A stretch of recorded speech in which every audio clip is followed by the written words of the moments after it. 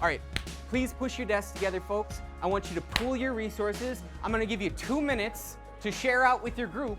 Listen in for a few seconds and it may sound like any other high school English class. Listen in a little longer and you'll learn it's not.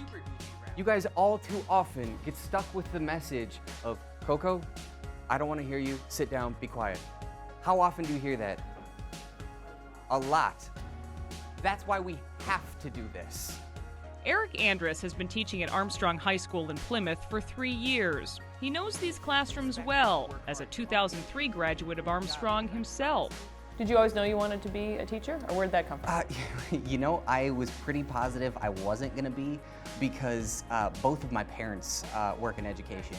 My dad's a middle school counselor in Edina at Southview, and my mom is a kindergarten teacher in Osseo. So I was pretty sure I was not going to follow in the family business, if you will, but it's where my heart drew me, and it's the kind of job that I get excited to wake up and go to every day.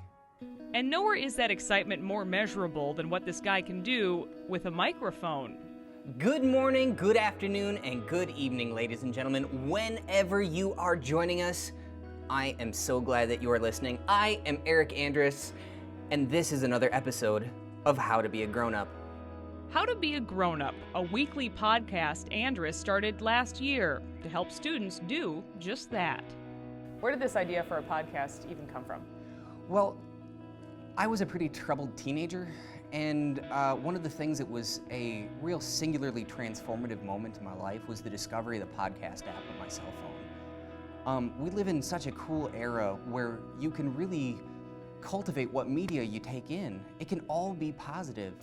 Andress took an informal survey with his students and found the majority didn't have a positive adult role model and didn't know much about their nutritional and emotional well-being. I was really heartbroken to see how many kids felt displaced, how many kids felt like they dealt with heartache on a regular basis. I wanted them to understand that there are positive influences in the world. There are people that come from places like they do. There are people that come from profound pain and obstacles, and they overcame them, and they were successful. Each week, he welcomes guests to share their secrets. Influential people from around the world, from educators to athletes. I have the absolute privilege and pleasure of having author Dan Millman on the show today. Oh, it's my pleasure, Erik. I have an amazing guy on the podcast here for you today, Andrew from Knowledge for Men. Erik, what an intro. I'm happy to be here. Kyle is a stand-up comedian from Simi Valley, California. He started as a humble Nerd Melt intern in 2011 and now plays an integral role to the recording of the Nerdist podcast. You're far too kind. Thank you. I'm happy to be here. I have the distinct privilege of having Prince E on the podcast today. Thanks very much, man, for joining us. Thanks, Erik, man. That was a lovely introduction. Thank you for having me. What do you think about this podcast that he's doing? I think it's great because I actually listen to it. Even when he says, even when we're signed to, I don't just do it just because he signs us to it. I just do it, period. And he covers kind of everything on there, doesn't he? He doesn't really hold back. No, and I like that. So you have a lot more in common than you thought. Yeah. There is no subject off limits on his podcast, from suicide to bullying. The suicidal one, that one really hit home for me. Because for me, in middle school, I would get bullied a lot, get put into lockers, and people messing with my stuff, and I really just had no one to go to, and just, it wasn't very good for me. And then when I heard about Mr. Andress, then I realized that I'm not the only one who's gone through this, and someone who seems to be positive all the time just actually had problems like that. Not so easy growing up, is it? No, not at all. I want the kids to understand that they're not alone. And I want the kids to understand that whether it's me talking about my troubled teen years or whether it's one of my wonderful guests sharing their own personal experiences, that they are not alone in their hurt. That when they sit in these desks, they're surrounded by kids with the same kind of experience, even if they aren't saying that experience out loud. And when we can share that, then suddenly it's not a teacher in a classroom, it's a community of learners. And I think that's when we start to push each other forward as people.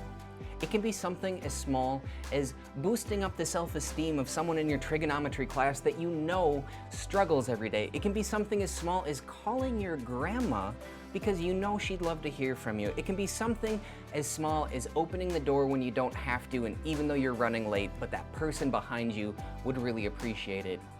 It can be something as small as just giving someone a smile. Andress says he feels lucky the administration has allowed him to share his voice this way. Lessons he hopes will stay with them long after their English teachings will. Don't worry about what other people think. Just act yourself, and you'll be okay. He's awesome. He's the best. And you think he's teaching you how to be a grown-up? Yes, so very much. You know, I say this often in class. You have a birthright to be amazing. And I want you to be able to understand that there's people out there that have laid out the roadmap to success for you. So understand that with that birthright to be amazing, it also means you have self-worth. So yeah, I guess that's the point of why I do this.